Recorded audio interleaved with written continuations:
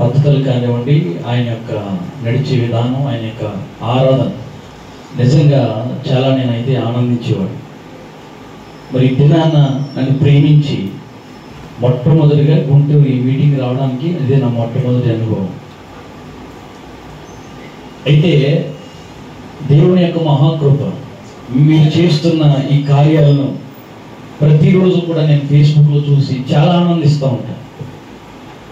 ఇంత ఐక్యత కలిగి, చక్కని సహవాసం కలిగి, ఒక అద్భుతమైన కార్యక్రమాన్ని ఏర్పరుస్తూ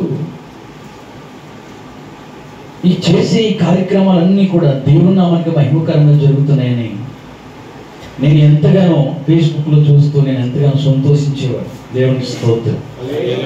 నేను అనుకున్నాను, దైవజనులయ్యా మీరు ఉదయాన్నే సేవకుల మీటింగ్ ఉంటుంది, కొంతమంది సేవకుల మధ్యన మీరు మాట్లాడాలి అన్నప్పుడు అసలు నిజంగా ఇక్కడ కూర్చున్న పరిశుద్ధుల ఎదుట నేను మీ యొక్క సేవా వయసు అంత అనుభవం కాదు నా వయసు.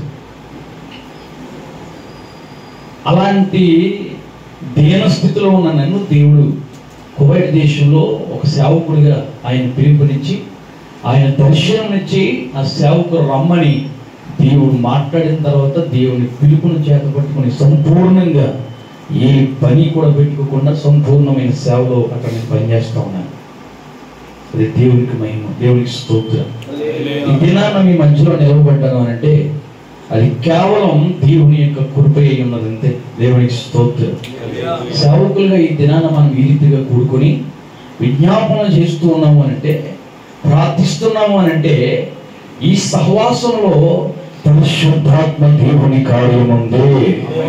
మొట్టమొదటిగా పరిశుద్ధాత్మ దేవుడు మనల్ని ఏం చేస్తాడు అనంటే మన యొక్క సహవాసం యొక్క బంధాన్ని బలపరుస్తాడు. దేవునికి స్తోత్రం.